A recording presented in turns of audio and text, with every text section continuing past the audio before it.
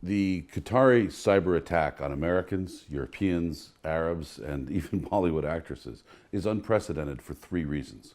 One, its geographic reach. We've never seen a hack of more than 1,200 people on 4 different continents. Most attacks from China, Russia, Iran, and other bad actors target one country at a time or one region at a time, like Western Europe. We've never seen somebody simultaneously attack across 4 continents. The second reason it's unprecedented is the length of time, the duration. So this is a cyber attack that began in 2015 and stretched well into 2018. So this is almost a 4-year attack. This is one of the longest, if not the longest, cyber attack ever detected. And third, the kinds of people attacked. Usually a cyber attack is directed at military officials or politicians or bankers, one type of person.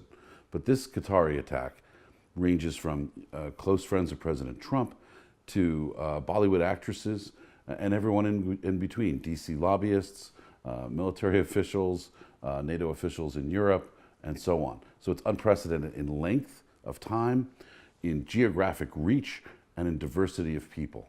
We've just never seen anything like it. So Elliot Broidy is a close friend of President Donald Trump.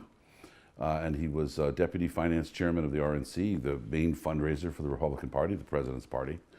And his email was hacked, and thousands and thousands of his personal contacts were taken.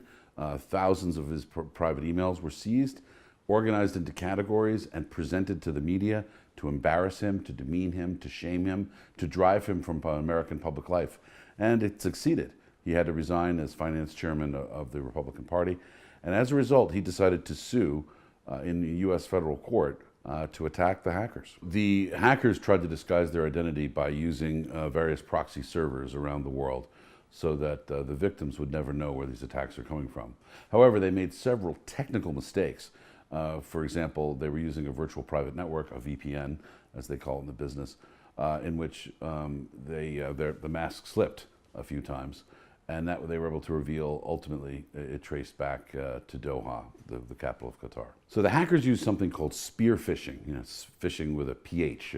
These computer guys, they love to sound like jazz musicians and change the spelling of everything. Anyway, a spear phishing attack works like this. You get an email that looks like it's an email from one of your friends. It's from somebody in your contact list. And with some innocuous message like, oh, here's those slides we talked about, or I'm sorry, and it immediately makes you think one of your friends is in contact with you about something you've talked about before, and you click on the email.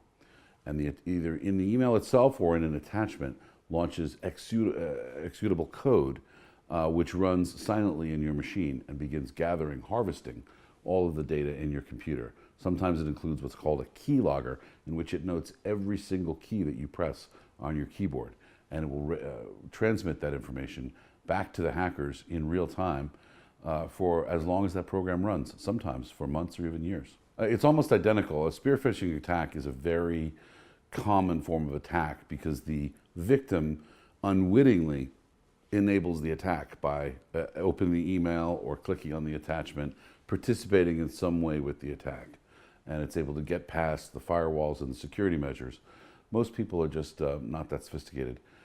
So it's very similar in that the form of attack is the same. But we don't think the Qataris are behind the DNC hack. That is most likely the Russians. And the hackers used a number of front groups, mostly out of New Jersey and out of London, to attack the Americans particularly.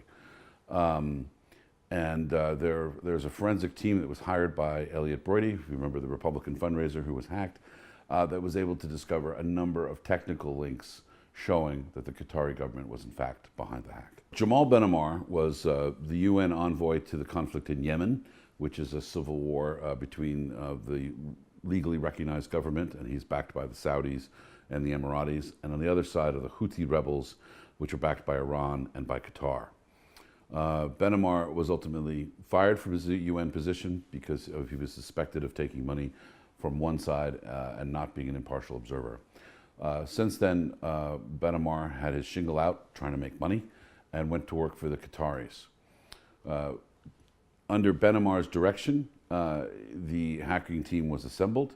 He financed the hacking team from money he received from the Qataris, and he directed them on a day-to-day basis. In fact, one of the things we discovered is that Benamar was sitting in a hotel room in Qatar, in a hotel lobby in Qatar, going through his phone and reading aloud to his friends the private messages of the hacking victims and laughing about it. So Jamal Benamar, is the ringleader behind these attacks. So Nicholas Muzzin was a former deputy chief of staff to U.S. Senator Ted Cruz, who of course ran for president unsuccessfully in 2016, losing to Donald Trump in the Republican primary.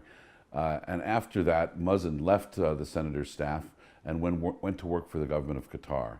And he worked hand in glove with Jamal Benamar and with other Qataris to hack American citizens, to illegally take their information and use that information, their own private information, against them. Well, in an extraordinary moment in U.S. federal court in Los Angeles, the federal judge threw out Elliot Broidy's case against the government of Qatar and Jamal Benamar, the hacking case, saying, look, Qatar is protected, and so is Jamal Benamar, by what's called sovereign immunity. And this is an idea that the heads of government or its representatives, government officials, are protected from legal action inside the United States. Otherwise, countries that are mad at each other would all sue each other in each other's courts, and you'd have chaos. Sovereign immunity is a concept that goes back centuries. But what's new in the modern day is it's being used to shield hackers like the Qataris. The judge, though, made an extraordinary statement. He went so far as to say that the federal law, the Foreign Sovereign Immunities Act of 1974, should be changed so that hackers can actually be sued in U.S. court. So although the judge ruled against Broidy, he wrote in his official statement that he wished he could rule otherwise, and he urged that the law be amended and changed. And the judge correctly pointed out that unless U.S. federal law about sovereign immunity is changed, hackers can continue to attack American citizens, and there's nothing those citizens can do to fight back. Oh, there's quite a few Americans have been targeted who are close friends of President Trump, such as Elliot Broidy. Others are political opponents of the president, such as a high-ranking official at the Center for American Progress. Center for American Progress has been aligned with Obama and with Senator Hillary Clinton, one-time presidential candidate herself. And there have been many others, U.S. government officials, State Department officials, former CIA officials, members of the media, anyone that Qatar considered to be a threat, even Syrian opposition groups calling for democracy in Syria, who were resident of in the United States, they were hacked as well. So in order to attack innocent people, the hackers often posed as people working at Facebook, at Google, as friends of the victim.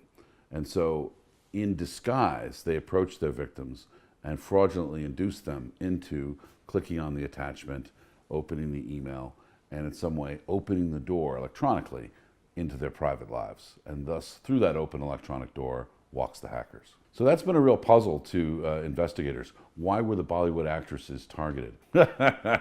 So the leaders of Qatar, who are behind one of the largest hacks ever detected, want to hold an anti-hacking conference in their home country.